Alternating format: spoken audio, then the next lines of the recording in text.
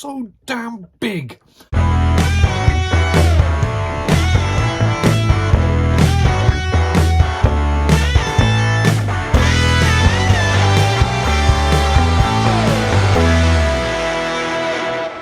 Hello there, Primaris Prime here. Today I'm going to have a look at something that I've been promising to do for quite a while. I've been telling Simon I'm going to be doing this video for ages and have yet to actually get around to doing it. Partly because it's just so damn big. I've been fairly vocal in my love of the Joytoy Warhammer 40,000 action figures that they've been producing. And I recently cut down my collection because there's just so many. They come out so quickly and they're not cheap, and I had to cut it off a bit. So I've decided to focus on these Space Wolves because they were always my favourite chapter when I was a kid and an adult. So yeah, that's that. So today I'm going to have a look at this big, huge lump of awesome. It is the Space Wolves Battle Pack Invictor Warsuit. Look at the size of the box. It's enormous. Pretty stuff. It's not in the box. It's been out of the box for quite a while. So there will be no in-box pictures. This is not an unboxing. This is just me basically frothing about how absolutely epic this toy is. Now, I'm just going to switch straight over to booth mode. Booth mode! And there it is. Ordinarily I have some setup time in between different shots and stuff, but I've gone literally straight in from showing you the box to this because I just want to talk about it. It's just epic. It's absolutely enormous. I can't really... I mean, you can see how much of the booth is taken up compared to what normally goes in there. Let me find some things to do a wee comparison. So probably the easiest thing is, here is a standard figure. I mean, you can see one in there. So this is your sort of standard 4 to 5 inch figure, and it barely gets up to the groinal area. Should have had something more to hand. I have failed. Well, look, here's his Studio Series Spike in his exosuit, tiny, and here is the box for Legacy Optimus Prime, and even that is dwarfed by the magnitude of this thing, which you can't really see in this terribly composed shot. So let's stop doing that. And let's... Oh, here we go. There's an MP44. That'll do. So, MP44, reasonably large, and it is gigantic. Absolutely gigantic. Considering that this is a 1/18th scale action figure, playset, mech, toy thing, it's just gigantic. So let's have a little bit of a more in-depth look at it. So here we have it from the front. You've got this little aliens-esque sort of protective cockpit with the little dude inside. Now, it's worth pointing out that this is not just a sort of pilot figure that they sort of packaged in. This is a fully posable standard Joytoy Space Marine action figure, and it comes with the usual slew of accessories. So bolter, bolt pistol, backpack, multiple hands, and that holster. So they're all there, so if you want to pose him separately, you've got all of the options to do so.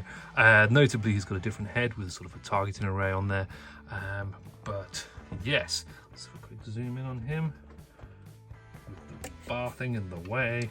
There you go, there's his head. Looking like a pilot man. Zooming back out. Right, so what have we got else on this figure? I mean, it is gigantic. It's hefty, it's weighty, it's all plastic, like all the rest of the Joytoy figures. It is quite posable. It is not massively posable, but that's really due to the design of the mech itself, as opposed to the actual the toy. Should we call these toys? I'm calling them toys because they're toys. These are the action figures that I wanted when I was a kid. I would have absolutely killed is possibly a strong word, but I would have just been so happy to have been able to get these sorts of things when I was a kid. Yes, these are premium collector's figures, and yes, these cost an absolute ton of money. I mean, if you're collecting them in bulk, I mean, a set of 4 figures is about 100 quid. So the character figures range between sort of 40 and 70 or more. And this dude, actually I can't think how much it was, sort of about 150 mark, give or take. I can't actually remember. I've had it for quite a while now. It's been moving to various shelves around the house and has now settled on my Joytoy shelf. Although my Ultramarines are gone now. Just the Space Wolves, but I've got more Space Wolves coming to make up for that. Anyway, so on the side here we have this wonderful heavy flamer. You've got the shoulder pad, which isn't actually movable, but it doesn't need to be. You've got really nice clunky ratchets for the elbow. You've also got a stiff, squeaky bicep swivel. The gun itself doesn't pose at all, but you've got, we don't need to, the fuel tanks don't come off or anything, and you can't fire flames from it. Just quickly looking at the rest of the arm, you can pose it out like that. It gets impeded by the shoulder pad when it reaches that point, but that's no problem. Again, nice strong ratchets. So posing wise, it'll hold just about any pose you want to put it into. This piece also, oops, it's a bit stiff, but oh, that ratchet, listen to that. So clunky. It's a bit stiff, and I don't really want to pose it too much because I'm a little concerned about loosening those joints. Yeah, the only niggle I have with that piece is there's no rotation on the gun part itself. So in order to get it to be straight, you have to put the arm in all the way. There's a nice little notch for it to fit in. You can probably maybe just see. So the arm fits flush against the side for forward firing action. Then we have these 2 large autocannons. I think they're autocannons that you can rotate up and down. They don't go all the way because obviously impeded by the front armor and the leg, but that's fine. Up the top here we have this little grenade launchery job, which can go all the way back to fire off mortar style, or straightforward to in your face explode you. It also has these really, you can't really see how, these antennae that come up the back here. They're separate pieces, so if you needed to remove them in order to fit it in a cabinet, you could do. Luckily I have just enough space where he lives, and he just about reaches the top in booth mode, so that's great. So around the back we have his power pack with his exhaust pipes, and again you can see that moves, and his big butt, just sort of some kind of power unit probably, or something, who knows. The body itself, which is probably a good idea to show you from here because it's not impeded, it's actually, this is one bit that I would be a little bit concerned with. It's on a ball joint that's on a peg, which I don't know if you can see. If I can zoom in. Can you see that? Yeah, you can see there's a peg just in there. It's quite thick. It's probably about 7 or 8 mils, which is pretty cool. But I think it's likely that if you were to play with this too much, you could probably injure that. But it's on a ball joint, so you've got a fair bit of movement there. And I think the peg is necessary in order to give you the movement, because if it was sort of lower down, you'd have pretty much nothing. I've literally just noticed that this has got one piece wrong. So this side has got this plate there, and that side has the same plate the wrong way around. Bum. Well, hey bum.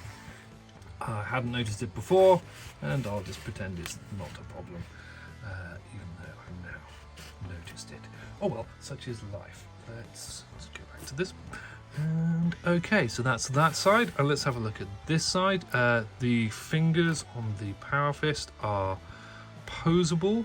They have all of the joints, so you can do all sorts of fisty things. Now, one of the issues with sort of Dreadnought style hands is they are fingers on a round device, which means that actually getting them into any form of useful pose is not particularly easy. This bit also rotates, so you can claw at any angle you wish. The rest of the arm is the same as the other arm, the ratchet on the elbow, and indeed the shoulder, and oops, that way. Again, that is so stiff. I don't really like doing it. There's a bit of a paint splodge there, but as I said, the quality control on these has been a little hit and miss. I think the fact that they've gone for so many figures coming out so quickly comparatively. I mean, there's 3 or 4 sets a month been coming out consistently for the past, getting on for a year, which is a lot of figures now. And I think the amount they're producing compared to, I assume, what they were for the standard Joytoy releases has been upped somewhat, so therefore there is a bit of a slip in quality control. But again, a little paint splodge like that, I'm not going to be too bothered. All the dry brushing and stuff, you got some sort of brush strokes, but again, it's not an issue, and it's pretty similar to if you painted it yourself, to be honest.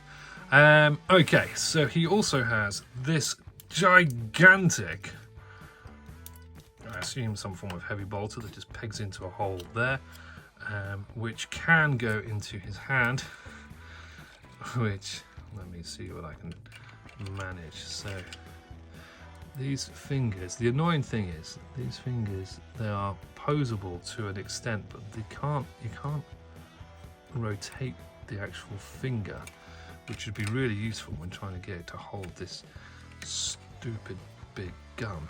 So it can hold it like that. I think I got it better when I did it myself, and got it in the trigger grip, but I'm not going to bother. Because we'll be here all day. So there is a gigantic hole in the gun for it to peg on to there. Peggy. Nice. Right, I'm just going to hold him up a second so I can show you the joints on the legs. So it's got ratchet movement at the hips. The hips do not move out any. There is a little like piston thing there, but it doesn't actually do anything, it just holds that in place. And go back out again. The knees do move. They are very stiff, and it's really difficult. Oh, there we go. It's really difficult to get it to move in here. There's not a lot of movement in the legs, but you don't really need a massive amount, to be honest. And the feet, oh, there we go. You've got some movement in the toes a little bit, but not a lot because you're not really going to need it. This piece here moves up and down, and the feet themselves are on a ball joint, so you can get it nice and flat. Is that a ball joint actually? No, it's a rocker. It's a rocker. And there's a rocker sort of that way as well, so you can get them. But because of the size and weight of this thing, you don't really want to pose the feet too much because, well, you're going to need it to stand up nice and stably. And that's really that as far as posability goes. It's a great big chunky box. I mean, it's obviously reminiscent of Space Marine Dreadnoughts, but it is bigger than a Space Marine Dreadnought. There's two Space Wolf Dreadnoughts due, which I have both of them on pre-order. One of which is Bjorn the Fell-Handed, a character one, so that's going to be really cool with a lightning claw, and there's a really good detailing. And the other one is a Venerable Dreadnought that's looks a bit more posable. It's got like an axe and stuff. It looks really quite impressive.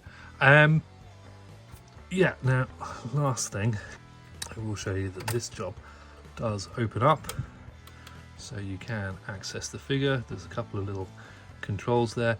It did take me a little bit of effort to get him in there. It's not overly easy, and he does sort of wobble about in there a little bit, but it's not like you're going to be properly playing with it. And that bit also comes down to give better access. And then if we just, if you moved in the way now, there we go. Right, and that really is that. It is absolutely gigantic. It is amazingly fun to mess around with. The rest of my Space Wolves, which, as you've seen from my previous video, well, pretty special. There's a hawk dude, there's a gunny gun dude, swordy sword dude. So there's a second squad of Space Wolves coming out, which I have on order, which are actually on their way, so they may appear fairly swiftly. That'll be cool. And there's also, where's he gone? This dude, the Blade Guard, who I'm going to do a review of immediately after finishing this. So I'm going to finish this.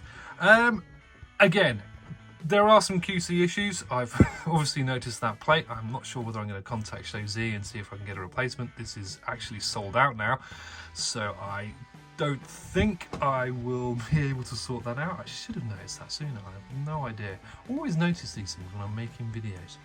Oh, as an aside, one of my video of the 80s Commanders that I did recently, it was actually watched by Ramen Toys, who are the people that make it.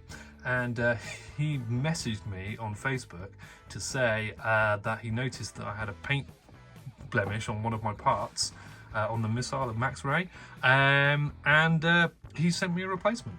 I didn't ask for it, he just saw it on the video and offered it to me. Done. I don't think Joytoy are going to quite do that, but hey, worth mentioning. Right, I'm going to stop waffling now. This, it's one of my absolute favourite pieces in my entire collection. I absolutely love it. It is ginormous. I really hope they just keep knocking it out of the park with these. As I say, they are expensive. That is the biggest downside. And there are so very many of them. So if you're a completionist, I'd give up now if I were you. Unless you're very rich. And the other downside is, like everything these days, they are starting to sell out on pre-order. So if you don't jump on it when you first see it, there is a chance you'll miss it entirely. Another reason why I stopped with the Ultramarines. Anyway, I'm going to stop waffling now. I have been Optimus Prime. Thank you for watching. Fingers on plastic.